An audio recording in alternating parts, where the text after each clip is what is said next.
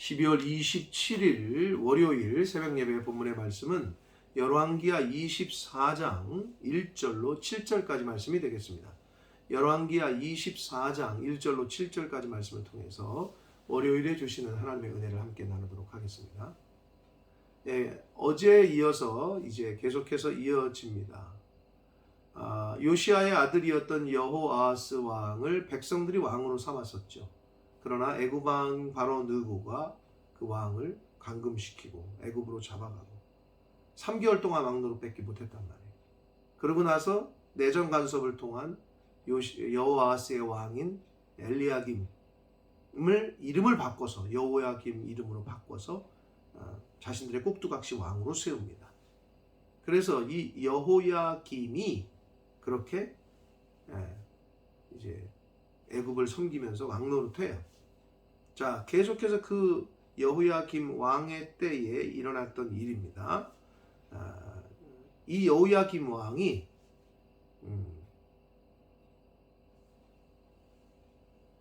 나중에 그 바벨론이라는 나라가 이제 성장을 하면서 바벨론 왕이 그 느부갓네살 왕이 쳐들어오니까 이제 거기에 또 순응하고 항복을 해요.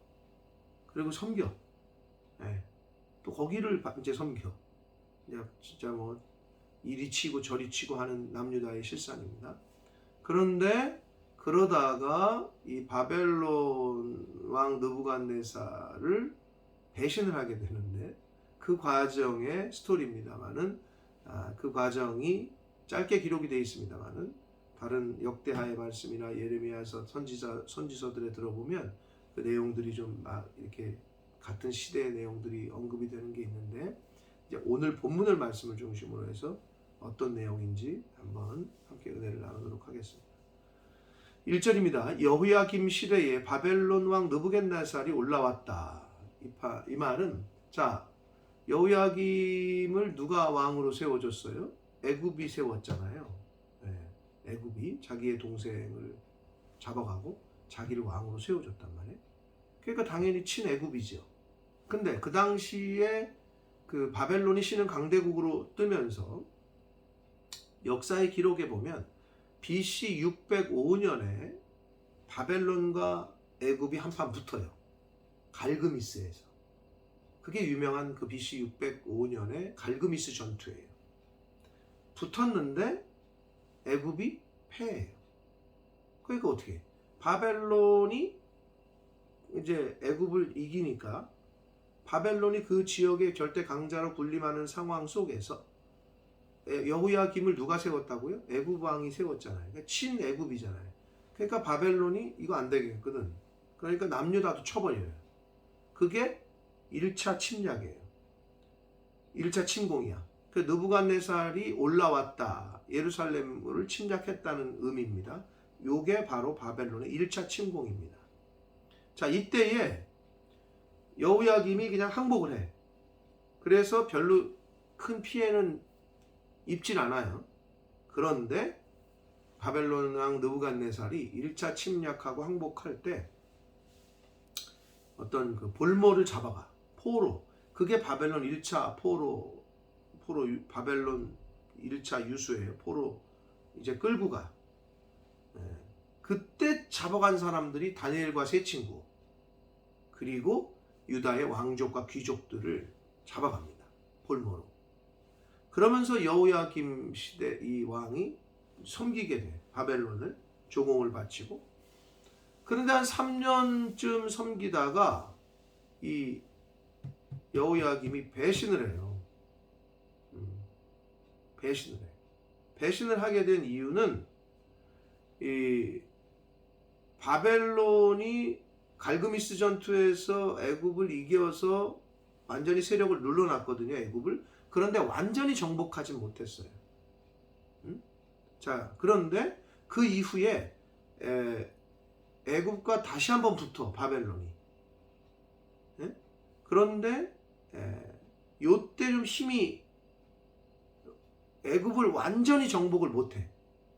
완전히 그냥 멸망을 못 시켜.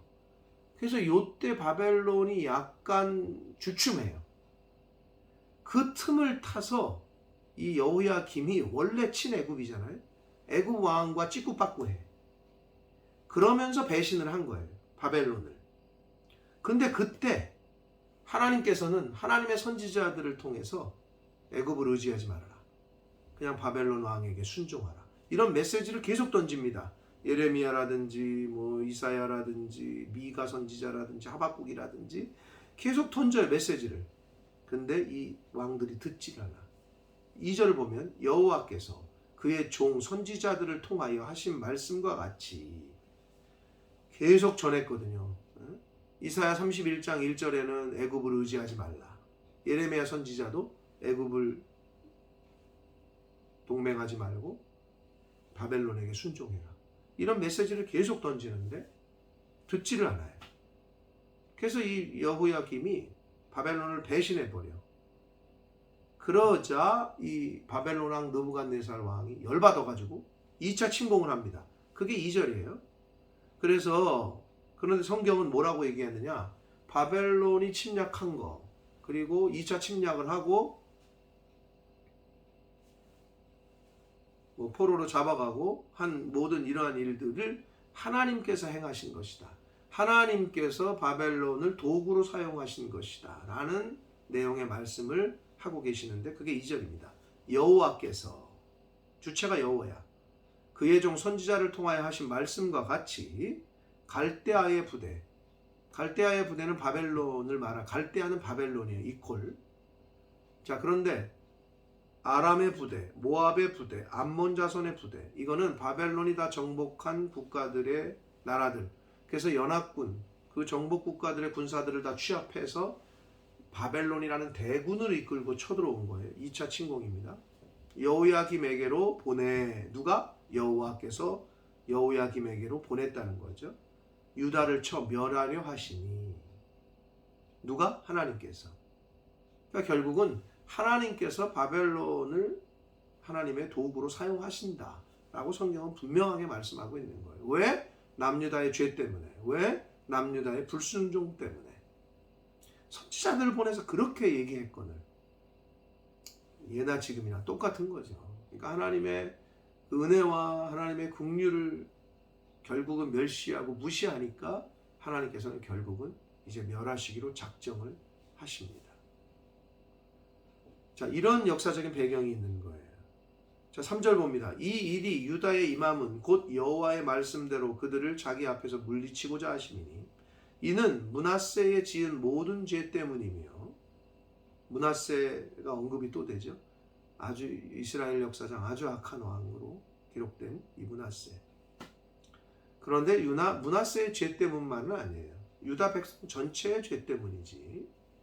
4절 또 그가 무죄한 자의 피를 흘려 그의 피가 예루살렘에 가득하게 했다.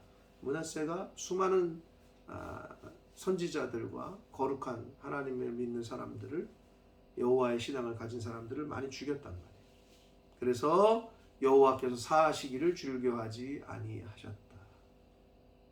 결국 지금 성경은 남유다의 이러한 그 어려움과 지금 멸망당하는 과정은 하나님의 징계다. 그 도구로 바벨론을 사용하시는 것뿐이다 라고 성경은 지금 독자들에게 이야기하고 있는 겁니다. 5절 봅니다. 여호야김의 남은 사적과 행한 모든 일은 유다왕 역대지략에 기록되지 아니했느냐. 6절 여호야김이 그의 조상들과 함께 잠에 그의 아들 여호야킨이 대신하여 왕이 됐다. 자, 그런데 이 여호야김이 그냥 편안하게 죽은 것 같으냐? 그렇지 않습니다. 예레미야 22장과 또 36장 이렇게 보면, 여러 군데 보면 여호야김은 바벨론으로 잡혀가요. 느부갓네살 왕에게 잡혀가. 근데 어떤 이유에서든지 돌아온 걸로 보여집니다. 다시 돌아와요. 마치 수치스럽게. 그리고 비참하게 죽은 것으로 예레미야 22장과 36장에서 우리가 그 근거를 찾아볼 수 있습니다. 그렇게 죽어요. 그렇게 죽고 여호야킨이 그의 아들이 왕이 됐다. 그리고 7절에 애굽 왕이 다시는 그 나라에서 나오지 못하였으니 이는 바벨론 왕이 애굽 강에서부터 유브라데 강까지 애굽 왕에게 속한 땅을 다 점령했다. 그러니까 결국 애굽 왕이 애굽이 전통적인 그 중동 팔레스틴 지방의 아주 전통적인 강자였으나 결국은 역사 속에서 바벨론이라는 나라를 하나님이 쓰심으로 말미암아 이제는 역사 속으로 사라지게 됐다라고 성경은 말씀을 해주고 있습니다. 사랑하는 성도 여러분, 히스토리, 역사가 결국은 그의 이야기, 히스 스토리라고 얘기하는데, 지금 우리가 그 팔레스타인 지방의 역사를 살펴봤습니다만, 그 가운데 하나님의 백성들이 껴있기 때문에 인류의 역사는 하나님의 역사이고 하나님께서 주관하시는 것이 바로 역사입니다. 애굽이라는 그 전통적인 강대국, 그러나 영원합니까? 영원하지 않아. 바벨론이 들어서면서 망했단 말이에요. 근데 바벨론도 사실 향후 100년 동안만 지배하다 또 망해요. 절대적인 게 없어요. 그때 하나님의 때에 하나님께서 사용하시는 나라들을 하나님이 사용하시는 것 뿐이에요. 중요한 건 그런 역사 속에서 하나님의 백성들이 어떻게 하나님을 섬기고 어떻게 하나님의 말씀에 순종하고, 오늘날도 마찬가지예요. 오늘날 현재의 역사 가운데 우리가 어떻게 하나님을 섬기고 어떻게 하나님이 말씀하시는 게 뭐고 그걸 잘 분별해서 어떻게 신앙생활 하느냐, 이게 중요하단 말이에요. 절대 강자는 있을 수 없습니다. 결국은 애굽도 바벨론도 다 사라졌습니다. 오늘날 기준으로 보면 로마도 다 사라졌어요. 옛날의 로마지. 사랑하는 성도 여러분, 요시야 왕의 아들들 여호아하스, 그리고 여호야김, 엘리야김, 여호야김, 그리고 여호야김까지, 결국은 남유다는 그 뿌리가 깊은 그 불신앙과 우상숭배와 그 악한 것들을 잘라내질 못해서 결국은 하나님의 징계를 받게 됩니다. 그래서 바벨론의 1차 침공, 그리고 2차 침공, 3차 침공 이렇게 받으면서 결국은 멸망하게 됩니다. 이제 남유다의 역사가 거의 끝이 납니다. 이제 25장이 마지막인데 이제 얼마 남지 않았어요. 마지막으로 치닫고 있습니다. 왜 남유다, 하나님의 택하신 백성들, 이스라엘을 포함해서 하나님의 백성들이 멸망당할 수밖에 없었는지, 이거를 역사의 기록인 말씀을 통해서 우리가 굉장히 오랜 시간 살펴봤습니다. 이제 마지막에 다가옵니다. 사랑하는 성도 여러분, 오늘날 우리에게 주시는 계시성, 교훈이 큽니다. 오늘날도 거의 비슷합니다. 하나님이 택하셨습니다. 저와 여러분을. 그럼 하나님이 택하신 저와 여러분, 하나님의 백성이라면 하나님의 백성답게 하나님만을 섬기고 하나님 말씀대로 순종하고, 세상의 유행과 풍조와 세상에 힘 있는 사람을 의지하는 것이 아니라 어떠한 순간에도 하나님을 의지하고 어떠한 순간에도 하나님의 말씀에 순종하려고 힘쓰고 애쓰는 그러한 삶을 살라고 이 성경의 기록을 통해서 우리에게 교훈해 주시고 있습니다. 하나님이 수많은 선지자들을 보냈다라고 성경은 기록합니다. 오늘날도 마찬가지입니다. 마음만 먹으면 하나님의 말씀을 어디서든 들을 수 있고 배울 수 있습니다. 그럼에도 불구하고 풍요 속의 빈곤이라고, 교회가 그렇게 많고 성경이 우리에게 쉽게 이렇게 접할 수 있는데도 말씀을 듣지를 않고 말씀의 기갈인 시대에 살고 있지 않나 싶습니다. 사랑하는 성도 여러분, 하나님의 말씀을 늘 가까이 하시고 그 말씀에 순종하려고 힘쓰고 애쓰시고 하루하루 밥을 먹듯이 영혼의 양식으로 늘 읽고 듣고 배우고 힘쓰고 그 말씀을 살아내려고 힘쓰고 애쓰는 하루하루 하나님이 생명 주시는 날 동안의 삶이 되기를 예수 그리스도 이름으로 축복합니다. 기도하겠습니다. 살아계신 하나님 아버지 감사합니다. 하나님의 은혜로 오늘도 새로운 한 날 생명을 허락하셨습니다. 하루를 시작하며 하나님의 말씀을 전하고 듣게 하셨습니다. 아버지 하나님, 하루하루 주시는 말씀을 가슴에 잘 새기고 잘 깨달아 그 말씀대로 살아가려고 힘쓰고 애쓰는 하나님의 말씀을 삶으로 살아내려고 힘쓰고 애쓰는 제가 되게 해주시고 모든 하나님의 자녀들 되게 해 주옵소서. 하나님의 택하신 백성들이었습니다. 이스라엘 백성들이 그러나 결국은 하나님의 심판을 받았습니다. 오늘날 저희들에게 하나님의 자녀된 저희들에게 주시는 교훈이 큽니다.